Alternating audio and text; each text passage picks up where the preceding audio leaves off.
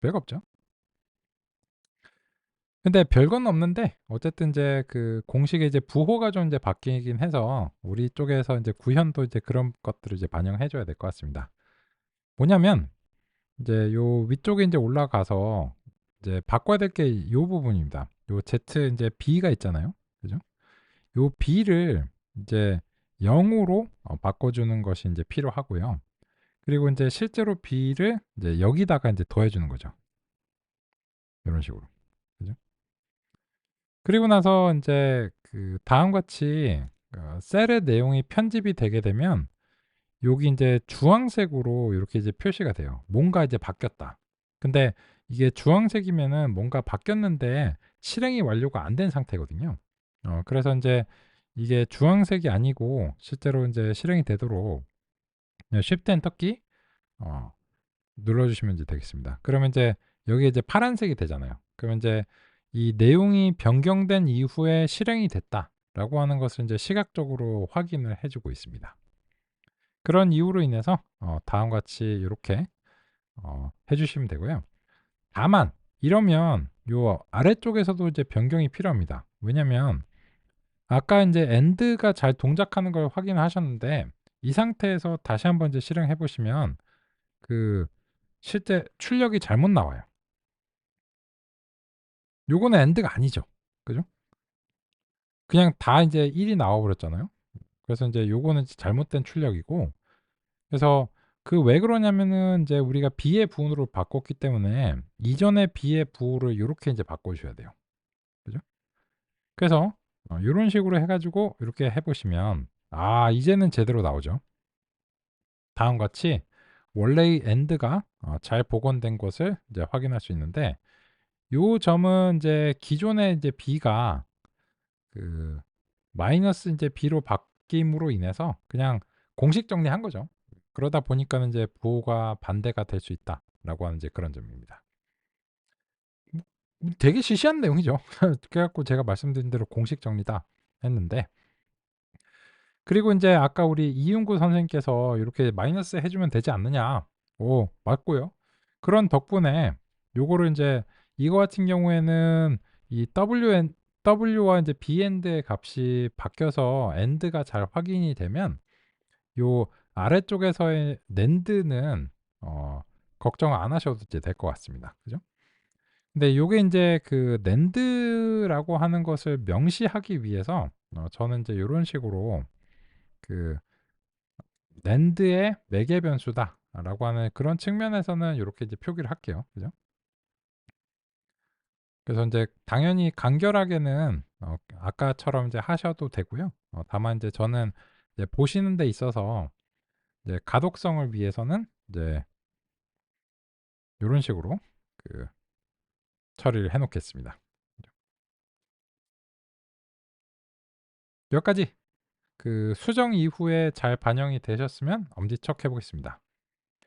요런 인제 그 코드의 수정이 이제 발생하게 되면 이거를 이제 근거로 해서 계속 이제 다른 것들을 이제 알아봐야 되다 보니까 이제 이 수정을 인제 확인하는 게 좀 이제 필요하죠. 좋습니다. 그래서 여기까지 인제 살펴봤고, 그러면 인제 우리 교재에서 그러면 2.3.2 절에서 그 제가 인제 B를 편향이라고 이제 하는 거 뭐 이런 것들을 인제 아까 이제 세타에서 B로 마음을 바꿨다. 금방 마음을 바꿨다. 이렇게 인제 했는데, 뭐 굳이 뭐 따지자면 이제 그 B는 이제 마이너스 세타인데 아마 이렇게 뭐 다시 이런 거 해 주시는 게 귀찮았나 봐. 그럴 수 있지. 그럴 수 있지. 그게 잘못된 거라고 말할 수는 없죠. 그래서 이제 잘못된 건 아니니까 다음과 같이 인제 했고요. 그리고 나서 인제 그 교재 쭉쭉 보겠습니다. 52 페이지, 53 페이지 보시면 그 end를 이제 다시 인제 하드 코딩해서 이제 구현한 점을 이제 확인할 수 있고요. 이 그 53 페이지 하단에 보시면 이 NAND에 대해서 사실 그 진짜로 바뀐 점은 요거밖에 없잖아요. 그래서 이제 W와 인제 B만 바꾸면 되는데 저 틀을 다 복사해 가지고 하는 거는 이제 개념의 이해를 위해서도 그렇게 바람직하진 않은 것 같고, 뭐 인제 잘 아시죠? 그렇습니다. 그래서 인제 그 마지막으로는 인제 5 월에 대해서는 그 여기 인제 가중치를 이제 제시를 했어요. 그래서 0.5, 0.5, 마이너스 0.2 요런 식으로 이제 제시를 했습니다. 그러면은 이제 우리는 5월에다가 저 가중치를 이제 심어 주면은 5월 동작을 이제 확인할 수 있겠죠? 그런 이유로 인해서 얼른 이제 확인해 보겠습니다. 그러면 뭐 별거 없죠. 그래서 이제 W 이제 5월 이라고 하는 것은 넘파의 이제 어레이고 0.5, 0.5 이렇게 이제 되고 요 외에도 이제 무수히 많은데 그냥 그 중에서 이제 하나 이렇게 딱 이제 정한 거죠. 그래서 이제 마이너스 0.2 이렇게 이제 했고 그러면 이제 아까와 마찬가지로 이제 이 로직이라고 하는 것에 이제 W 값에는 W5월을 할당하고 B 값에는 이제 B5월을 이제 할당하면 그러면 이제 5월에 진리표 출력이 나와야 된다라고 하는 이제 그런 점이고 실제로 그렇게 나온 것을 확인할 수 있습니다. 그래서 우리는 재구현이 필요한 것이 아니다라고 하는 것이고 이런 것들은 결국은 함수는 그대로 있지만 그거 함수의 매개 변수에 따라서 같은 입력을 어떻게 처리하는가가 달라지기 때문에 그런 이유로 인해서 이 매개 변수가 AND가 되고 NAND가 되고 OR이 될 수 있도록 이제 해줍니다. 그래서 이 함수가 보통 함수를 생각하면은 뭐 사인이나 코사인처럼 하나로 이제 딱 정해져 있잖아요. 어떤 동작을 해야 되는가. 그런데 이제 여기서 이제 중요한 개념은 매개 변수라고 하는 것을 통해서 이제 함수 자체가 달라지는 느낌적인 느낌이죠. 실제로 함수가 달라진 건 아닌데 그런 측면이 이제 기존에 우리가 생각하던 함수와 이제 조금씩 이제 차이가 있을 수 있는 점이고 그런 점들이 중요합니다. 그죠? 우리는 함수는 다시 정의하고 싶지 않아요. 함수는 이제 동일하고 알고리즘은 동일한데 그 알고리즘의 매개 변수를 다르게 함으로써 AND가 되거나 NAND가 되거나 OR이 되고 혹은 얼굴 인식을 한다든지 혹은 음성 인식을 한다든지 혹은 챗 GPT가 된다든지 이런 걸 이제 바라는 거죠. 그죠? 그렇습니다. 그래서 우리 여기까지 같이 잘 확인해 봤습니다. 고생하셨습니다. 그러면 이제 그 교재 다음 부분으로 이제 가보겠습니다.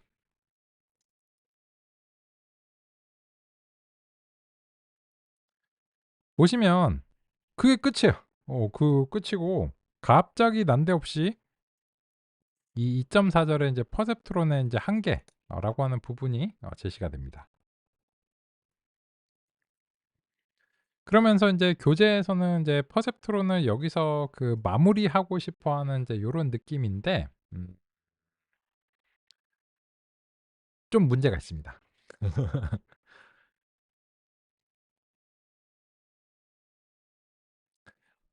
왜 그런가 하면 이제 교재에서 퍼셉트론이라고 하는 것이 정확한 용어가 아니에요. 이제 물론 이제 용어가 뭐 정의하기 나름이다라고 이제 생각할 수 있지만 그 퍼셉트론하고 MCP 뉴런은 엄격하게 좀 다릅니다. 여기까지 이제 논의를 한 것은 MCP 뉴런이고 MCP 뉴런이 퍼셉트론이 되기 위해서는 추가적인 과정과 발명의 과정이 있고 그리고 이제 꽤 많은 세월이 지나서 MCP 뉴런이 퍼셉트론이 됐습니다. 그래서 그 퍼셉트론의 한계를 이제 얼른 신경망으로 넘어가고 싶어 가지고 그걸 인제 그냥 한 대 싸잡아 가지고 이제 뭐 했을 수도 있는데 좀 정확하지 않은 데다가 또 제가 중요하게 드려야 되는 논점들이 있는데 그런 논점들이 제대로 제시가 좀 안 됐다라고 생각합니다. 그런 측면에서 우리는 이제 퍼셉트론의 한계를 논의하기 전에 퍼셉트론을 좀 더 제대로 구현을 하고 평가하는 것이 필요할 것 같습니다. 그리고 나서 한계를 얘기하기로 하죠. 그래서 우리는 요 교재에 없는 교재에서 이제 누락된 부분으로 보이는 MCP 뉴런에서 퍼셉트론으로 전진하는 부분을 같이 이제 살펴보고 싶습니다. 그래서 역시나 준비된 내용으로 이제 상의 드리면서 같이 또 살펴보겠습니다.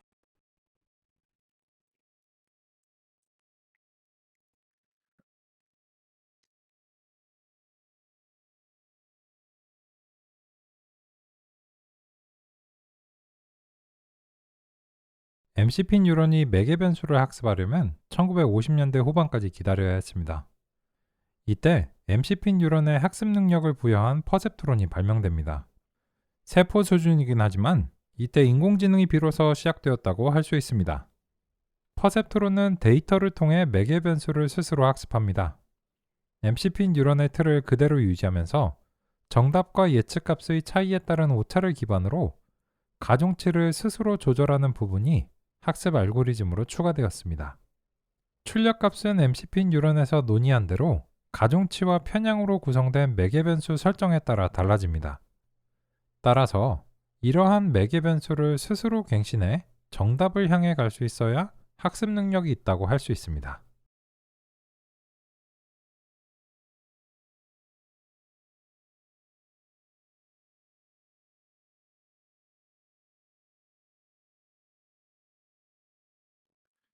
요점이 요점이 이제 중요한 부분입니다. 왜 그러냐면 이 가중치라고 하는 것이 결국은 그 해법이잖아요. 어떤 문제를 해결하는 데 있어서 이게 낸드가 되게 만들려면 어떻게 해야 돼? 혹은 이제 엔드가 되게 만들려면 어떻게 해야 돼? 라고 하는 이제 그런 측면에서 요런 것이 이제 해법이잖아요. 그런데 지금 우리의 경우에는 엔드와 낸드와 OR이라고 하는 것이 되기 위해서 가중치와 편향을 이제 강제로 이제 심어줬어요. 근데 그거 어떻게 알았을까요? 그죠? 그리고 그거를 알고 있다면 기계학습을 할 필요가 없어요. 그냥 그 값을 바로 이제 사용해 버리면 됩니다. 그래서 사실은 이 매개 변수의 값을 알아내는 것이 해법이고 그것이 인제 기계학습의 핵심이 되어야 되는데 MCP 뉴런은 우리가 강제로 심어 줬지 그거를 알아내는 능력이 없는 거예요. 그래서 15 년의 세월이 더 필요합니다.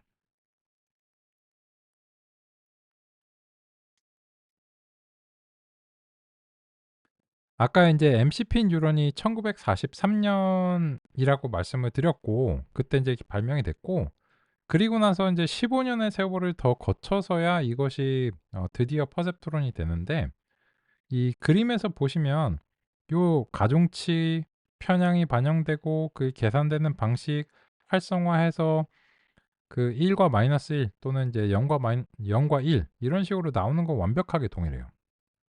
근데 그러면 여기까지는 MCP 뉴런의 틀을 그대로 사용을 했고 그런데 달라진 점이 무엇이냐면 그 결과를 이제 반영해서 가중치를 스스로 갱신해 나가는 능력. 그런 능력이 곧 학습이라고 할 수 있습니다.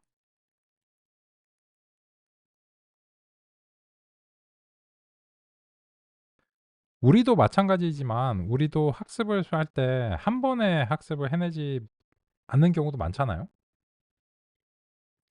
대부분의 것들은 여러 번 연습을 해야 되고 그 과정에서 이제 시행착오를 거쳐야 됩니다. 기계 학습들도 마찬가지입니다.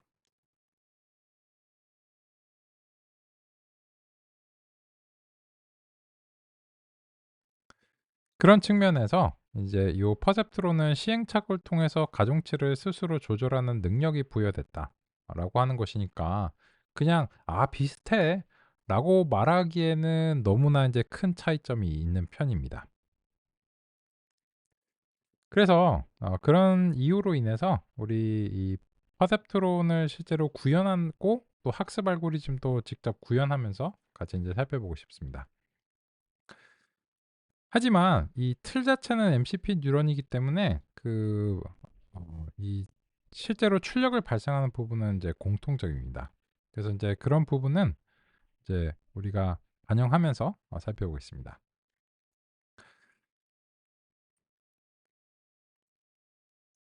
1958 년에 오신 것을 환영합니다.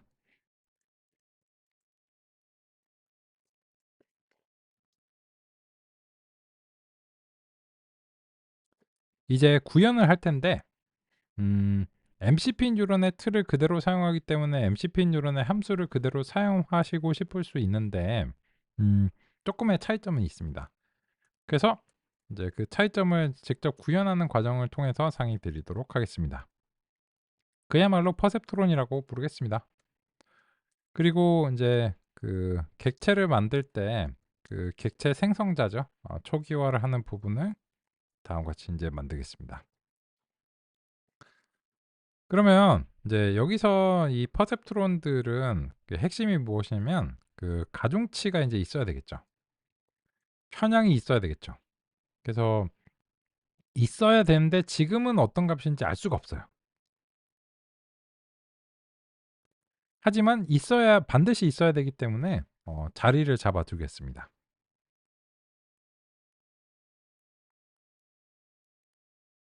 그죠? 그리고 나서 이제 여기에 대해서 이 퍼셉트론에서 인제 입력이 들어오면 그 어떤 인제 임의의 입력이 들어와요. 그죠?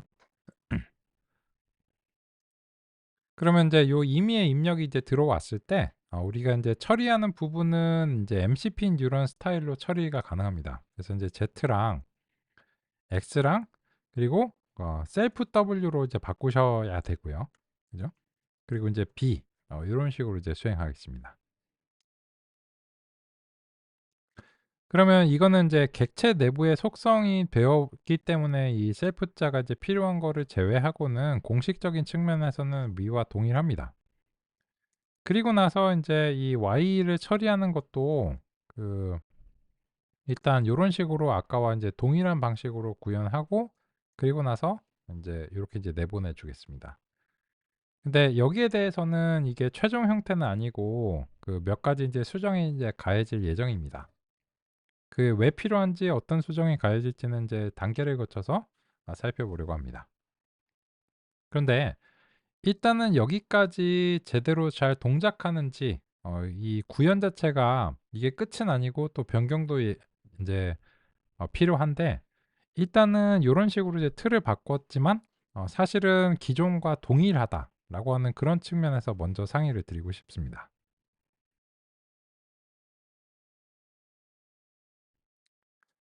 그래서 다음과 같이 인제 그 구현한 상태로 이제 보겠습니다. 그러면 이제 AND라고 하는 것을 우리가 인제 구현한다고 이제 치겠습니다. 요거 인제 구분하기 위해서 얘는 인제 얘 나름대로 이제 정의를 하고 여기까지 일단 잘 되셨는지 확인하는 게 필요해요, 더 복잡해지기 전에. 그래서 그 아까 인제 AND라고 하는 것을 기준으로 해서 출력을 확인해 보겠습니다. 그래서 인제 퍼셉트론이고요. 그죠? 그런데 그 아직은 학습 알고리즘을 구현을 안 했기 때문에 요 AND라고 하는 것에 이제 W라고 하는 것을 우리가 직접 아까 알려진 값을 바로 할당하겠습니다. 0.5, 0.5 이런 식으로요. B 마이너스 0.7 이거 심어주지 않는다며. 맞아요. 근데 왜? 아직 학습 알고리즘은 다 논의를 안 해서요. 일단은 여기까지가 맞는지를 확인해 보는 과정이고 또 그 파이썬 프로그래밍에 인제 처음이신 분들이나 혹은 쪼끔 덜 익숙하신 분들도 이제 계신 것 같아서 아까 사전 확인을 보니까. 그래서 이거를 이제 그 '왜 이렇게 구현했고 어떤 의미를 가지는가.' 그리고 또 인제 요런 스타일을 우리가 앞으로 계속 활용을 해야 되기 때문에 요번 인제 오늘 좀 소개를 드리는 게 필요할 것 같습니다. 그러면 인제 요런 식으로 인제 설정을 하시면 일단 잘 되고요. 그리고 나서 인제 요 AND한테 지금 인제 그 콜이라고 하는 것을 인제 구현했는데 중요한 점이 있어요. 요거를 그 앞뒤로 이게 두 개씩 있어요. 그죠? 밑줄이 이제 두 개씩 있고 요거는 인제 파이썬에서는 인제 더블 언더스코어 줄여서 인제 던더라고 부르는데 보통 이제 특별한 의미가 있습니다. 그래서 인제 파이썬 쪽 프로그래밍 객체지향 프로그래밍이나 파이썬 프로그래밍에 인제 처음이신 경우에는 요런 이제 기호가 좀 낯설다고 생각하실 거예요. 뭐 하여튼 그렇습니다. 그래서 인제 그 특별한 의미가 있기 때문에 그 맘대로 이제 이거를 뭐 하나만 쓰거나 뭐 이렇게 인제 할 수는 없다라고 하는 점이고요. 그럼 인제 한번 확인해 보겠습니다. 요거는 인제 이 우리가 퍼셉트론을 통해서 인제 형성한 객체이기 때문에 아까 로직이라고 하는 것을 이제 바로 사용할 수는 없죠. 그래서 인제 일단은 그 이 번잡스럽지만 그 확인을 위해서 요 부분을 요런 식으로 다시 한 번만 다시 인제 하고요. 이것도 인제 곧 개선이 될 예정입니다. 그리고 나서 인제 요 엔드 이 프린트 문에서 그 X 출력하는 건 쪼끔 귀찮으니까 그죠? X 그냥 한꺼번에 출력을 해 버리고, 그리고 이제 거기에 대해서 그 end의 출력으로서의 Y 요런 식으로 한번 이제 확인해 보겠습니다.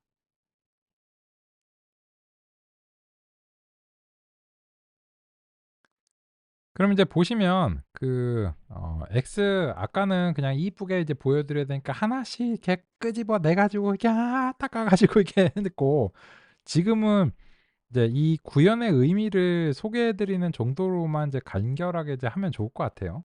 그래서 인제 다음과 같이 이제 보시면 이제 굳이 뭐 0 으로 바꾸고 이런 것도 안 할게요. 그죠? 결과적으로는 이제 end로서 이제 동작을 잘하고 있다라고 하는 점을 이제 확인할 수 있습니다.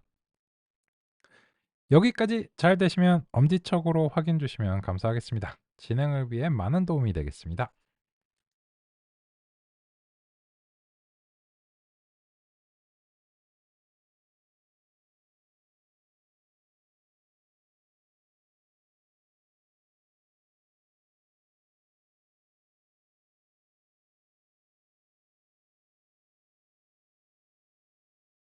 네, 좋습니다.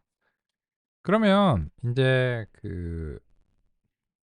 여기서 콜이라고 하는 이제 부분이 이제 특별한 의미가 있다라고 말씀드렸는데, 이게 그 콜이라고 하면은 이제 호출 가능한 객체를 만들어 주는 이제 방법입니다.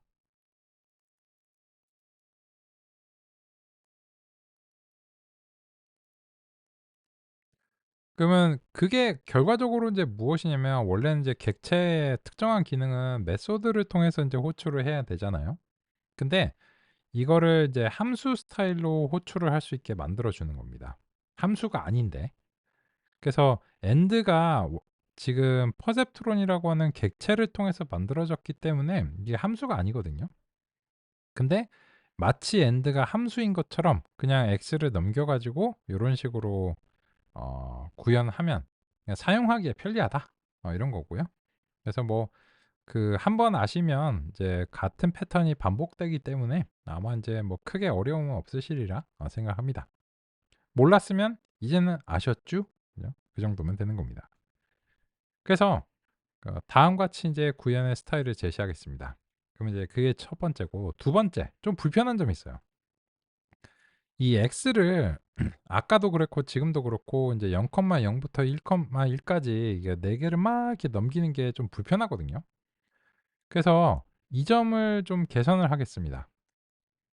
그래서 이게 개선됐다는 측면에서 이 변수를 쪼끔 다르게 표기할게요. 대문자 x가 로 표기하고, x가 인제 여러 개가 한꺼번에 들어온다는 측면에서 x 요 대문자 x랑 소문자 x가 좀 구별하기가 어려워서 오타가 많이 발생하는 편이거든요. 그래서 x가 여러 개 들어온다는 측면에서 xs라고 표기를 할게요. 그리고 인제 이런 경우에는 이제 배치 입력이라고 가정하겠습니다.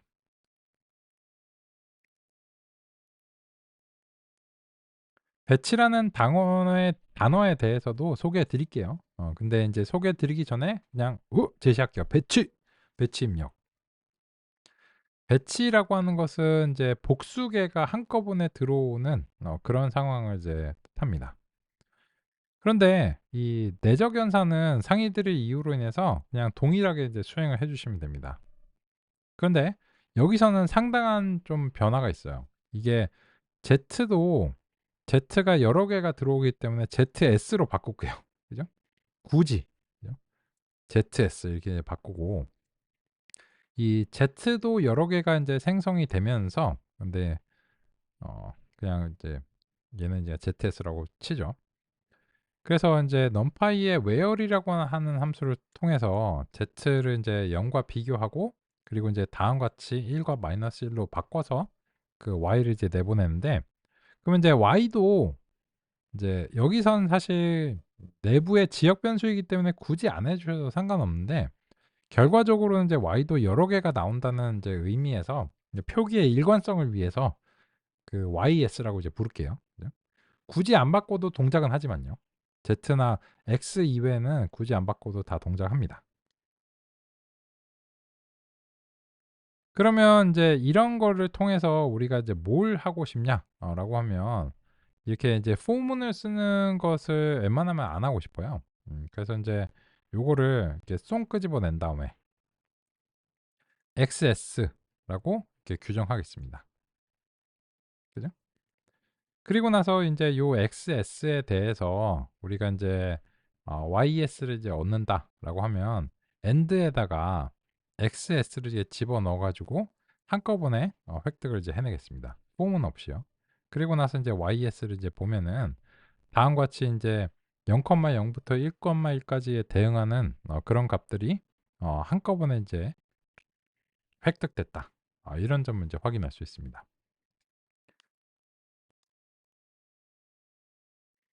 일단은 요 구현의 변경과 현상의 확인으로서 이제 효과를 먼저 확인해 보고요. 요 각각에 대해서는 좀 소개가 필요한 편이라고 생각합니다. 이제 자주 쓰기도 해야 되고요. 음. 그리고 배치 단위 처리를 이제 일찍 도입하면은 아무래도 좀 편리합니다. 어차피 해야 되는 일이기도 하고요. 그래서 다음과 같이 구현을 변경을 했는데 그 변경된 구현이 잘 반영되는지 확인하는 게 좋을 것 같습니다. 잘 반영되셨으면 엄지척으로 확인해 보겠습니다.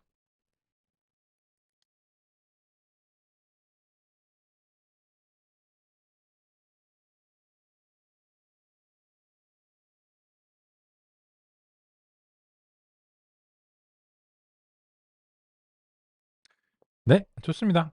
그래서 인제 이게 우리가 앞으로 인제 사용을 해야 되는 기본 틀이기 때문에 요게 인제 이어서 추가적으로 인제 학습 알고리즘 구현하고 하면 이제 좀 복잡해지기 시작하니까 그러면 어디까지는 우리가 인제 구현을 상당히 확실한다. 그래서 이제 뭐 만약에 문제가 생긴다면 여기까지는 여기는 아니고 다른 부분이 인제 문제다. 이런 점을 인제 얘기를 해 나갈 수 있는 거죠. 그죠? 그러면 인제 몇 가지를 말씀드려야 되겠네요. 첫 번째로는 이 x가 여러 개인 XS로 이제 바뀐 상황인데 그런 경우에 이 내적 연산을 수행하는 부분은 이제 변화가 없었습니다. 그러면 인제 '왜 이거는 변화가 없었어도 되는가?' 라고 하는 점을 첫 번째로 이제 확인을 해야 될 것 같고요. 그게 첫 번째 확인 사항이 될 것 같고 두 번째로는 인제 요 Z를 0과 비교해서 결과 출력 1과 마이너스 1을 내는 부분은 여기는 상당히 바뀌었죠.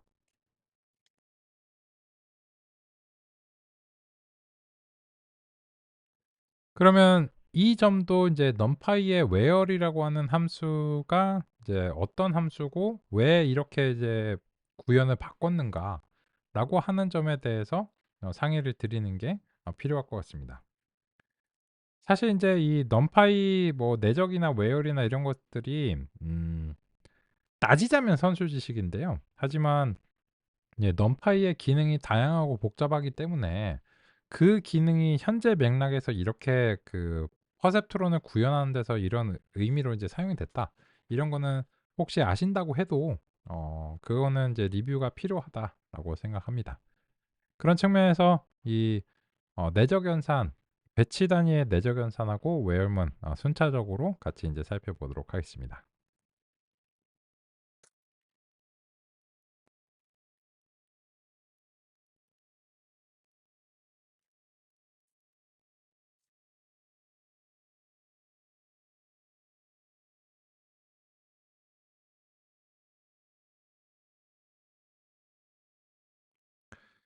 먼저 아까 아이고, 아이고 죄송합니다.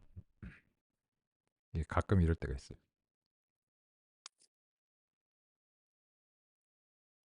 음.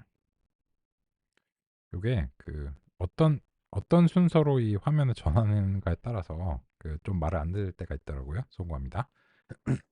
안정화된 것 같고요. 이제 아까 인제 입력과 가중치를 이제 취합하는 과정에서 그 내적으로 표현하면 이제 좀 더 그냥 편리하다 라고 하는 이제 그런 측면으로 이제 말씀을 이제 드렸고, 뭐 그 점은 이미 논의가 됐습니다. 지금은 이제 그런 것들을 한꺼번에 해내는 과정으로 배치 입력이라고 하고요. 그래서 요 과정을 같이 살펴보도록 하겠습니다. 문헌들에서는 취합하는 과정을 대부분 입력과 가중치의 내적으로 표현합니다.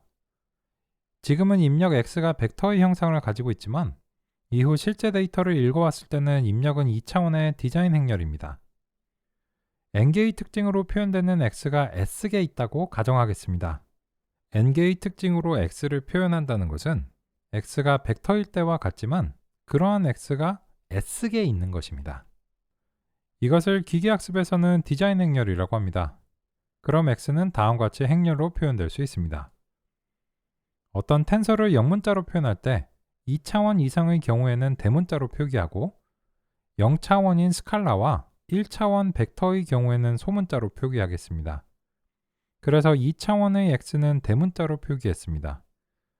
이때 가중치는 특징과 1대1로 대응되어야 하기 때문에 여전히 n개의 벡터입니다. 이 경우 내적 연산을 수행하면 x가 벡터 또는 행렬일 때 모두 다 같은 방식으로 z를 구할 수 있습니다. x가 벡터일 때는 z가 스칼라 값이고 행렬일 때는 벡터 형식이 됩니다.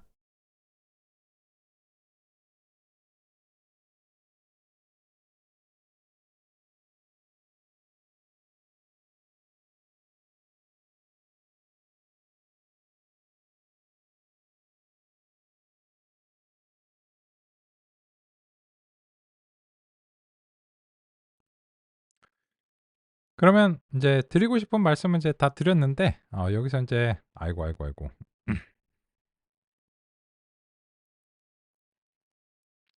얘를 전환하고 이렇게 하면 안정화될까? 네. 드리고 싶은 말씀은 이제 다 드렸는데 여기서 인제 그 x가 보시면은 이제 1 부터 n 개가 있으니까 요쪽 방향인 거예요. 그래서 인제 2 차원이다 생각하면 n 개의 열이 있다라고 이제 보시면 되는데 그런 것들이 인제 S개에 있는 거죠. 그래서 인제 그렇게 인제 수행이 되면 여러 개의 그 표본에 대한 이제 여러 입력들이 들어온다라고 생각하시면 되겠습니다. 기계도 그렇고 사람도 그렇고 한 번에 배울 수는 없잖아요. 여러 인제 사례가 필요합니다. 그래서 연습도 인제 해야 되고, 연습이라고 하는 것은 여러 상황, 비슷할 수도 있고 다른 상황들에 대해서 반복적으로 수행하는 부분들이죠. 기계도 마찬가지입니다. 그래서 이 S개가 여러 사례들의 개수다라고 이제 보시면 되겠습니다. 그래서 종종 당연하게도 이 기계학습은 이제 여러 개의 사례에 대해서 그 학습을 수행해야 되기 때문에 여러 개를 한꺼번에 연산하는 것이 당연히 종종 필요합니다. 그래서 이 배치라고 하는 것은 우리말이 아니고 그 영어 배치의 음차 표현이죠. 배치이고, 그리고 인제 요 S라고 하는 표기를 썼는데 그 S라고 하는 것은 뭐 샘플 뭐 이런 거의 약자라고 생각해 주시면 좋을 것 같습니다. 그런 S가 1개 이상인 경우가 이제 배치 입력이다라고 할 수 있습니다.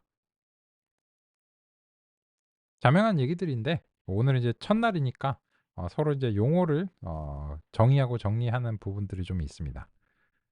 그러면 인제 이런 형태의 입력에 대해서 만약에 우리가 인제 요런 식으로 처리를 하고자 한다면 그 별로 바람직하지 않은 방법은 뭐냐면은 요 배치 입력이 인제 X 이렇게 인제 있다라고 했을 때, 그러면 그 요 XS다라고 하는 것을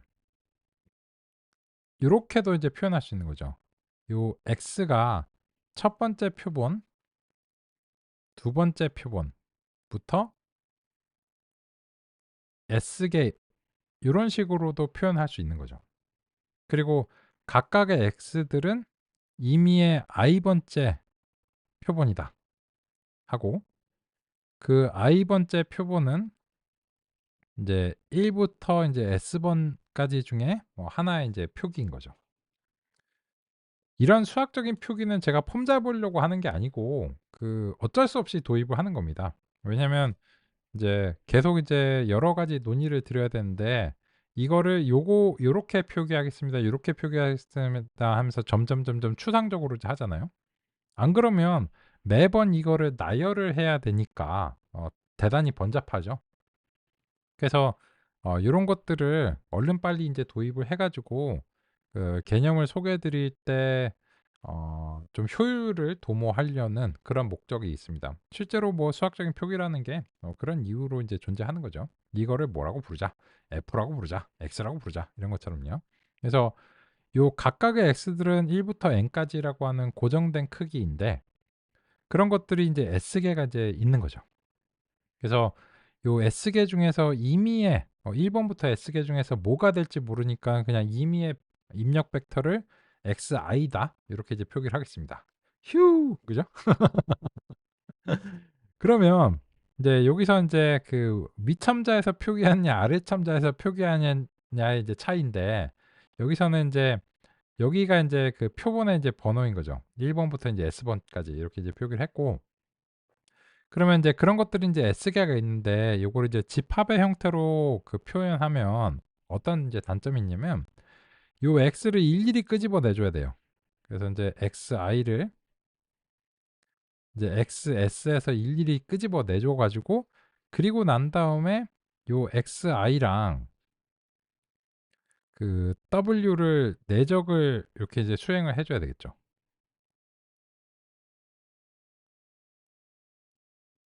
그리고 인제 편향은 어차피 인제 한 개밖에 없으니까 일일이 이렇게 더해 줘야 돼요. 해도 되는데 이게 대단히 인제 비효율적인 방식이거든요. 그래서 요런 식으로 인제 입력들이 n 개가 동일하기 때문에 요 S by n 개의 요런 형식으로 표현할 수 있고 그런 것을 이제 디자인 행렬이라고 부릅니다. 이거는 제가 인제 지어내는 말이 아니고 그냥 "제가 그렇게 부르겠습니다."가 아니고 요거는 기계학습의 용어예요. 머신러닝의 용어고 그래서 신경망에서만 쓰는 용어는 아니고 그냥 기계학습에서 인제 공통적으로 사용되는 용어입니다. 문헌에 따라서는 쪼끔씩 다를 수는 있는데 이제 "디자인 행렬이다."라고 하는 것을 이제 누군가 얘기하면 '아 뭐 그치. 디자인 행렬이지.' 이렇게 인제 끄덕끄덕할 만한 그런 용어입니다. "그런 건 몰랐는데?" 이번에 아셨죠? 그죠? 그래서 기계학습에서는 요런 형태로 주로 인제 입력들을 텐서화한 표현입니다. 그래서 인제 텐서 표현이라고 할 수 있죠. 배치 입력의 텐서 표현은 얘는 1 차원이고 그래서 1 차원 이 텐서를 벡터라고 이제 부르고요. 요거는 인제 당연하게도 인제 2 차원 텐서죠. 그리고 자명하게도 행렬이라고 부릅니다. 그럼 뭐 말해 뭐해. 그죠? 근데 인제 핵심은 뭐냐면 기존에 인제 1 차원의 벡터 형태의 배치가 아닌 개별 입력이죠. 얘는 인제 개별 입력이고 개별 입력에 대해서 연산은 정의가 우리를 했어요. 요런 식으로 해서 어 "이거를 그냥 Z라고 부르자." 이렇게 인제 했는데 그러면 인제 2 차원 방식으로 다음과 같이 디자인 행렬을 굳이 왜 구성했느냐라고 하면 이게 XS의 형태가 된다고 해도 XS의 형태를 고대로 유지한 상태로 W와 내적을 수행하면 결과적으로 요것과 같은 연산이 S번 수행되는 효과가 있습니다. 그래서 굳이 이렇게 인제 내적으로 이제 표현을 하고 있는데 만약에 배치가 아닌 개별 입력이었으면 굳이 뭐 이게 좀 더 간결하긴 한다고 해도 이익이 크지는 않은 편이거든요. 그런데 인제 이게 배치 입력이 되면 요게 인제 결과적으로는 예전에는 만약에 인제 요 시그마의 형태로 이제 표현하면 WK와 인제 XK가 인제 요렇게 있고 K는 인제 1 부터 n까지다. 요렇게 인제 되는데 만약에 인제 이거를 배치 입력을 요런 상태로 그대로 유지를 하려고 하면 그거는 인제 대단히 번잡해지거든요, 이 표기 자체가. 이렇게 인제 그 XK가 되어 있고 그거를 인제 S번을 반복하면서 이제 수행을 해야 되니까 어 좀 번잡하죠. 그죠? 근데 그거를 이제 한 방에 인제 연산을 해내기 위해서 다음과 같이 인제 내적 연산으로 이제 표현할 수 있습니다. 그럼 왜 그게 되느냐라고 하면 이게 내적 연산이라는 게 연산자의 인제 가로 방향하고 이제 연산자 왼쪽의 가로 방향하고 오른쪽에 이제 세로 방향하고 서로 원소별로 이제 곱하는 건데 다 더하는 건데 그러면 요쪽의 가로 방향이랑 요쪽의 세로 방향을 쪼르륵 곱해서 다 더하면 요렇게 되고 그러면 요쪽의 가로 방향이랑 요쪽의 세로 방향 여러 개가 있다고 해도 그 방식은 마찬가지이기 때문에 이렇게 쪼르륵 이렇게 다 더해집니다. 그래서 그냥 내적 연산을 한 방에 해도 Z가 S개가 빵 이렇게 튀어나오니까 비효율적인 포문을 사용하지 않아도 된다는 것입니다. 비효율적이라고 하는 것은 이제 두 가지의 방향에서 이제 비효율적인데 일단은 얘가 표기가 간결하기 때문에 이게 더 효율적이고 두 번째로는 실제 컴퓨터들이 이런 그 행렬 단위의 연산에 굉장히 최적화된 경우가 많습니다. 컴퓨터 하드웨어도 소프트웨어도 이제 다들 이제 그런 편이고 그래서 가급적이면은 요 텐서 단위로 연산을 그 수행하면 이제 하드웨어와 소프트웨어 모두에서 그 연산에 이익이 있는 편입니다.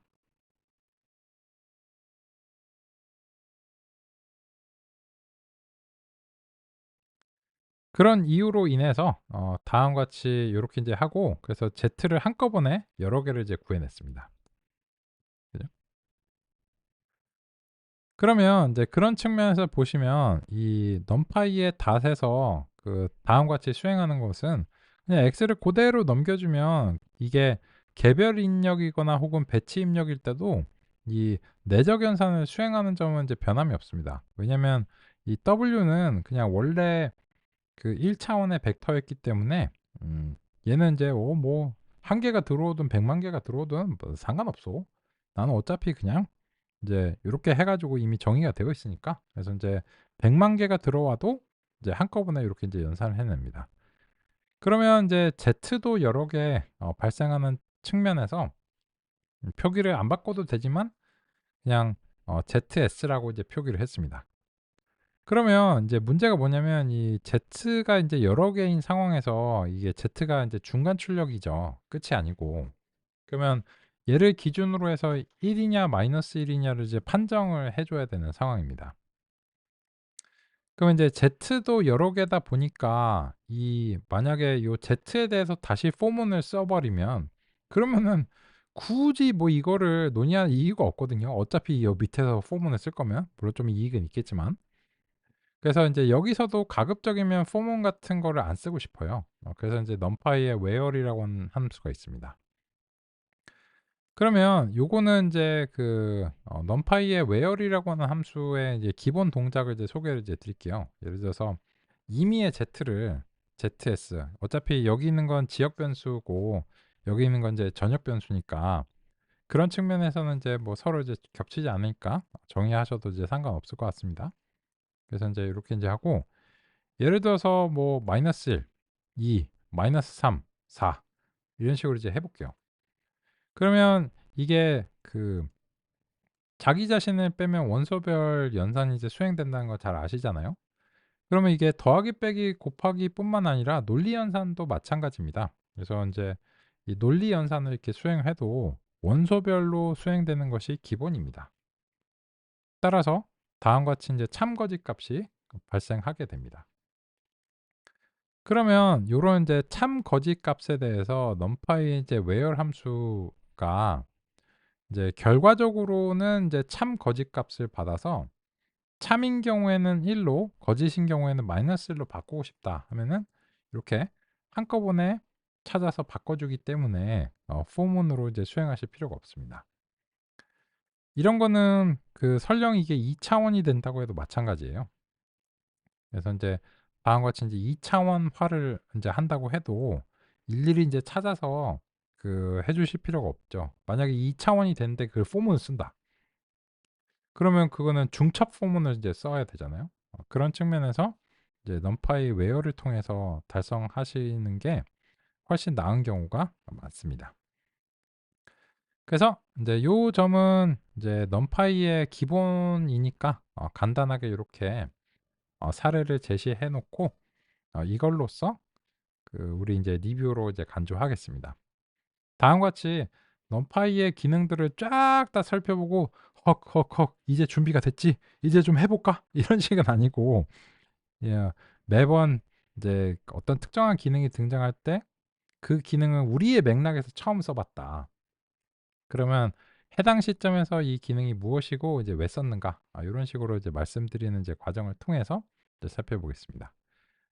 그래서 여기도 마찬가지죠. 그 Z가 이제 여러 개 이제 발생을 했잖아요. 그래서 이제 그 Z가 다음과 같이 여러 개가 이제 결과적으로 이미 S개, 한 개 이상의 이제 S개가 이제 발생했고, 그래서 Z 같은 경우에는 이렇게 되면 그 이 표기는 사실 이렇게 이제 눕혀서 표기를 한 거예요. 왜냐면 이제 여기 공간이 없어서요. 그죠?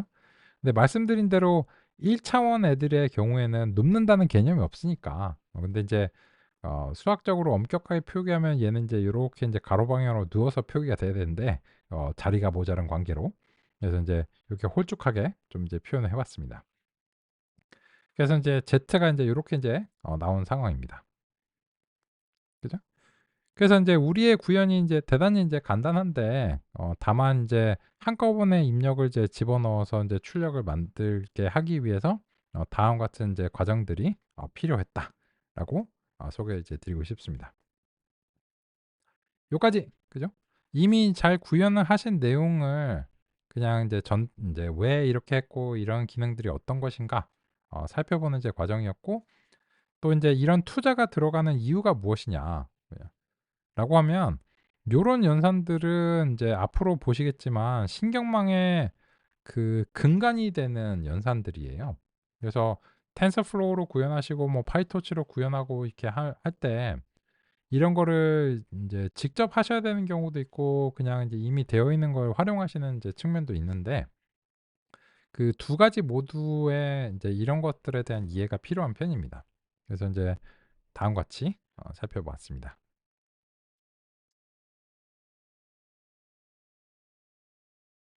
그러면 이제 우리는 여기까지 이제 했는데 형태는 좀 다르지만 결과적으로는 아직은 MCP 뉴런인 거예요. 여기까지는 뭐 여러 가지 이제 편의적인 처리를 했고 연산적인 측면의 효율성을 도모했고 이런데, 하지만 개념적으로는 여전히 여기까지는 MCP 뉴런인 겁니다.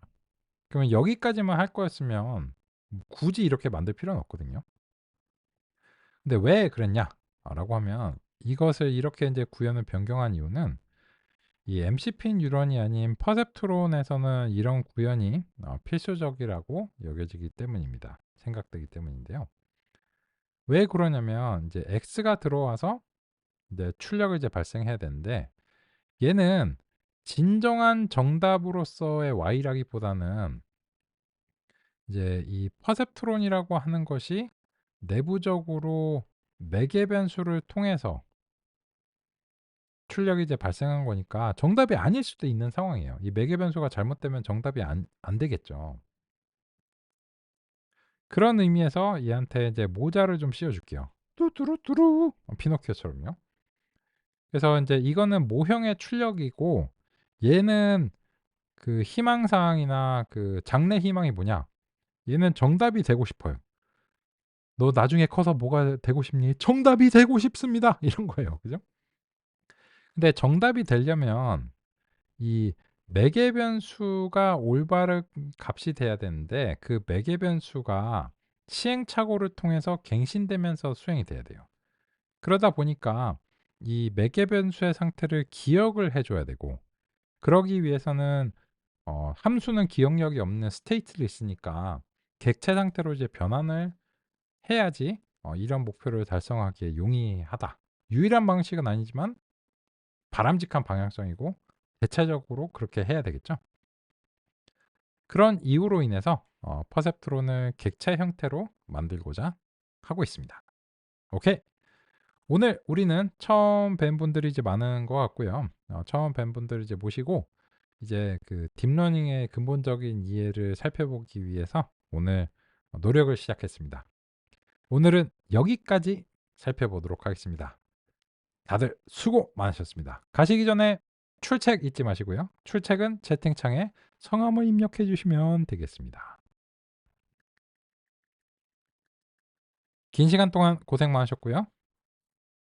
감사합니다. 오늘 또 이제 그 요번 주에 날씨가 추운데 선택을 잘 하셨어요. 정말 대단한 선택. 그죠?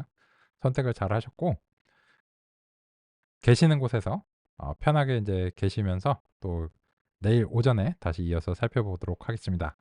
저녁 잘 보내시고 내일 오전 9시 30분에 다시 뵙겠습니다.